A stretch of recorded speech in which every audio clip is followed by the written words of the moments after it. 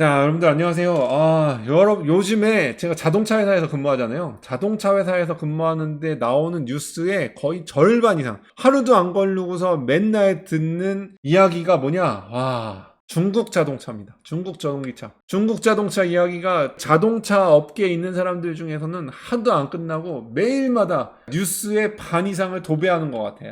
너무 피곤해. 중국 전기차. 듣는 것만으로 피곤해. 준비해야 된다. 미국에서도 이거 어떻게 할 거냐. 막 이런 얘기가 너무 많은데 전 세계도 떨고 있는데 이 와중에 한국에도 지금 중국 전기차가 진출해 온다. BYD가 지금 드디어 한국으로 진출한다. 아주 난리죠. 지금 전 세계가 떨고 있습니다. 이거 오늘 무슨 이야기인지 한번 같이 들여다 보시죠.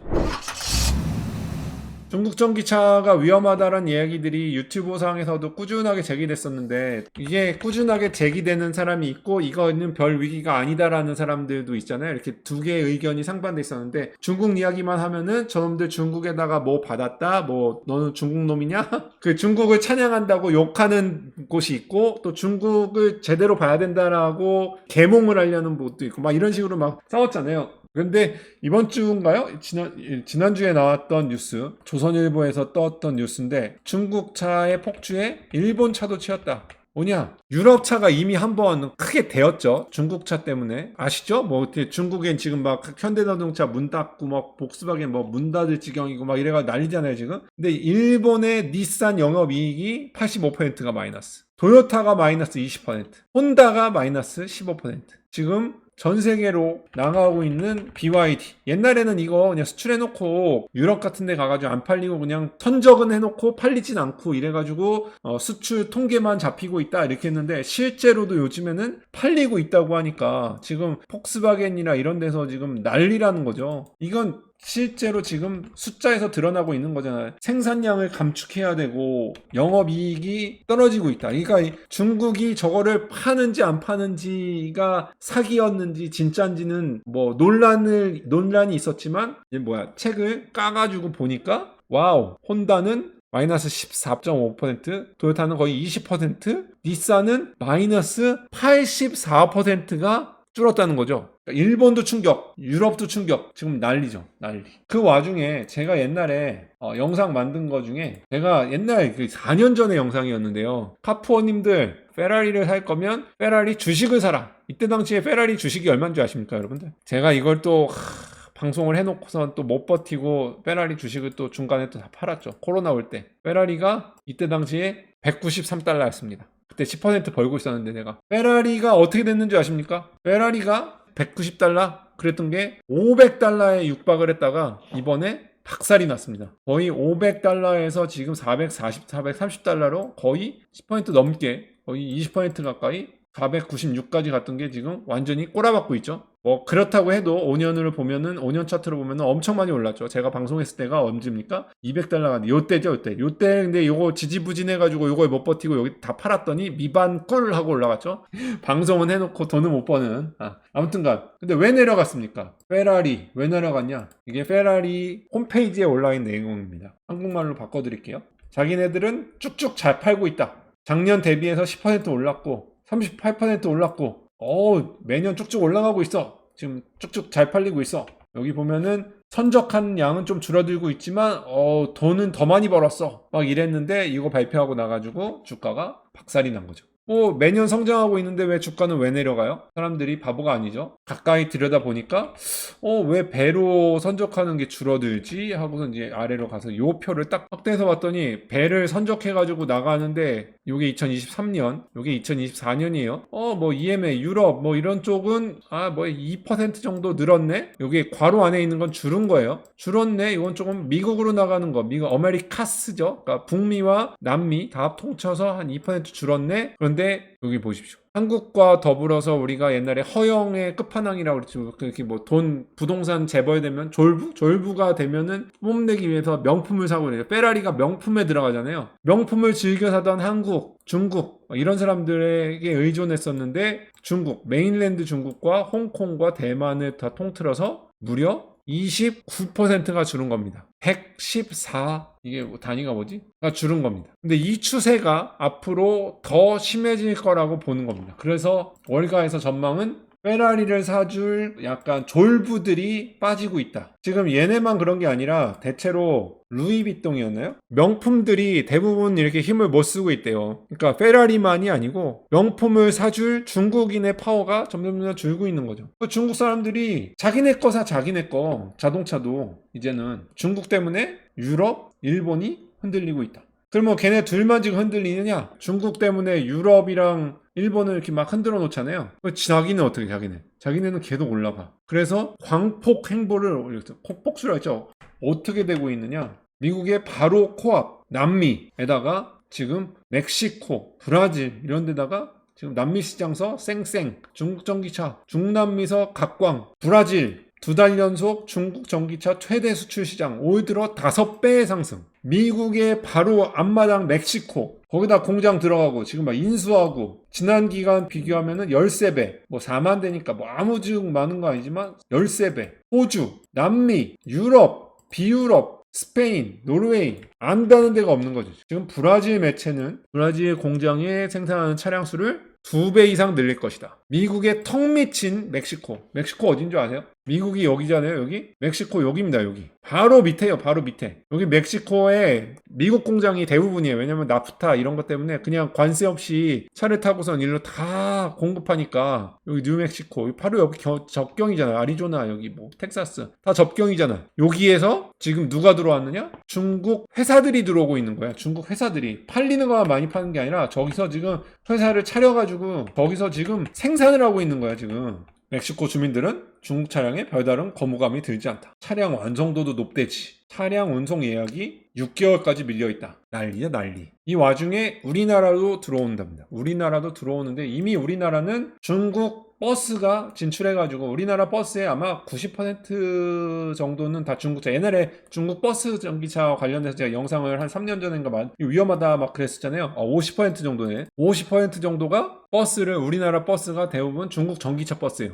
중국 전기차 버스가 거의 반이 돌아다니고 있는데 이거 관련해가지고 여기 보면은 싼게 비지떡 중국 전기 버스 해가지고 중국 전기 버스를 이렇게 까는 기사도 많이 나왔어. 왜냐면 우리나라 마켓이니까 우리나라 시장을 이렇게 잠식당하면 안 되니까 이런 기사는 나올 수밖에 없죠. 왜냐면 우리 시장을 지켜야 되니까 이렇게 언론도 우리나라 보호를 위해서 그런 이야기를 쓰는 거지. 약간 부정적인 뉘앙스잖아. 싼 게 비지떡이다. 근데 왜 판치느냐? 50%인데 우리나라가 중국산 전기버스에 대해서 구매 보조금 옛날에 구매 보조금이 말도 안 되게 중국에 호의적으로 줘가지고 중국 애들이 이거 다 타가지고 우리나라한테 중국 버스를 팔았잖아요. 근데 이제는 그 법을 뜯어 고쳐가지고 중국산 전기버스에 조금 불리하게 적용이 된대요. 그런데 중국에서 중국 전기차 버스 업체가 질 수 없지 그러고선 반격에 나섰는데 뭐라고 나섰냐? 전기 충전소를 무료로 설치해주고 108개월 108은 왜 108일까요? 108배 그건가? 108이 그거 아니에요? 고통의 숫자 아니에요? 그거? 중국 전기차를 타면 고통이 많아서 그런지 108개월 동안 고통이 많지만 무이자로 할부를 해주겠다. 그다음에 차고지에 무료 개보수 해주겠다. 유류비를 지원해주겠다. 막 이러면서 판매량이 줄어든 게 아니라 오히려 판매량이 늘어났다는 거죠. 그래서 솔직히 얘기해서 판매량이 늘어난다는 건 이게 버스 기사하는 분들과 버스를 회사를 운영하시는 분들이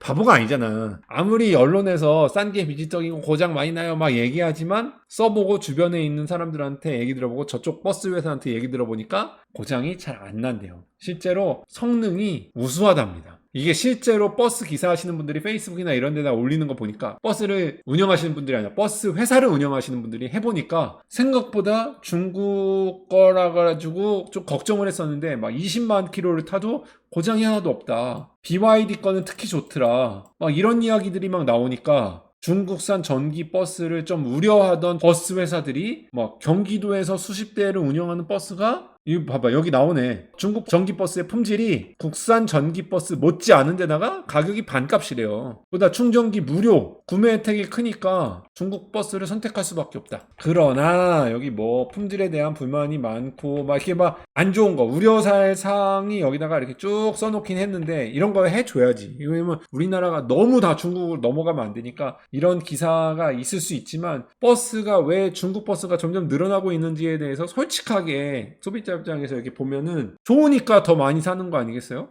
이거는 지금 막을 수 없는 흐름이 된 거죠. 근데 이걸 막기 위해서 정부에서는 지금 보조금도 국산 버스 위에서 유리하게 개편하고, 그 다음에 이런 우려되는 거, 예를 들어 뭐 화재가 난다든가 이런 뭐 대서특필하고 뭐 이러면서 조금씩 도입 속도를 늦출 수는 있겠죠. 그러나 중국 차가 들어오는 거, 중국 버스가 들어오는 거에 대해서 막기는 지금 상당히 어려운 상황인데, 지금 이제는 승용차입니다.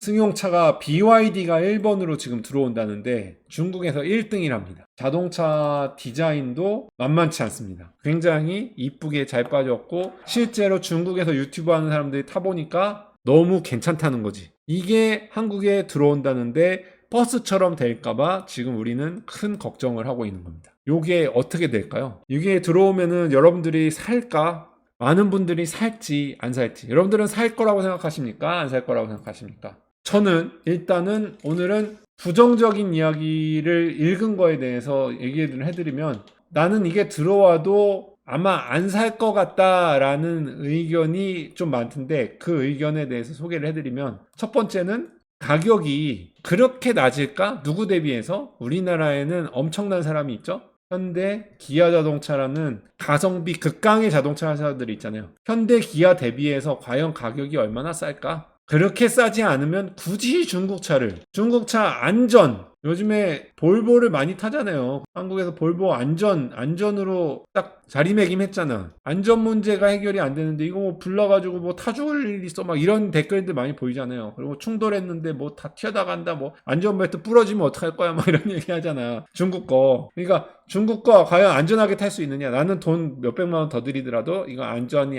보장 안 되는 중국차는 안 타겠다. 이런 부정적 인식. 중국에 대한 부정적 인식. 그 다음에 반중국 정서? 이런 게 좀 있죠. 반일본 정서보다 우리나라는 솔직히 얘기해서 반중국 정서가 더 세죠. 그 다음에 네 번째. 제가 생각하기에는, 제가 만약 개인적으로 한국 살면서 이 차를 살 거냐 말 거냐를 했을 때 가장 우려되는 상황은 이 세 가지도 크지만 그 중에 가장 큰 거는 서비스 센터라고 봅니다. 저는 서비스 센터가 부재한 거가 아마 가장 큰 문제로 저한테는 개인적으로 생각이 될 것 같아요. 고장이 나거나 어디가 뭐 사고가 나고 고쳐야 되는데 서비스 센터가 당연히 너무 부족할 거라면, 처음에는 이거 잘 될 수 있을까? 요게 우리나라가 일본 가가지고 자동차 팔 때의 딜레마죠. 사실은 우리나라가 지금 일본에 가서 차 팔 때, 뭐 모든 나라가 겪는 문제지만 빈페스트, 베트남 자동차 회사가 미국에 들어왔는데 팔려요? 뭐 물론 비싼 것도 있지만 이거 고장나면 어디서 고쳐요? 서비스 센터 어디서 고쳐? 딜러샵이 없는데. 똑같잖아.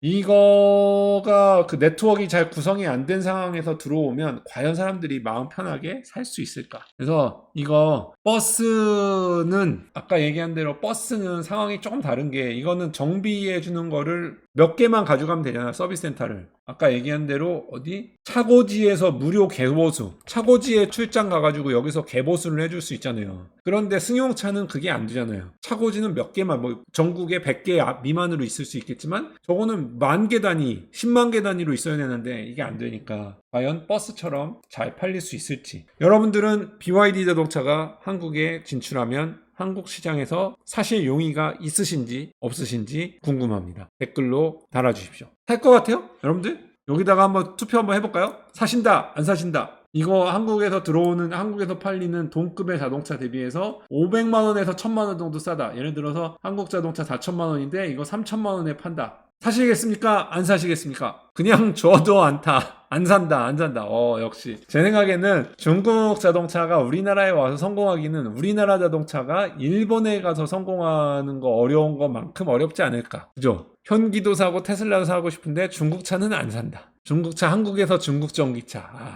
샤오미는 다른가? 샤오미는 뭐 그거 있잖아요. 샤오미 뭐 배터리 청소기, 그런 거, 로봇 청소기 이런 거는 안 팔릴 것 같았지만 결국 가성비로 막 팔렸잖아요. 그런 것처럼 잘 팔릴 수 있을까? 그만큼 싸면 생각해 볼 만하다.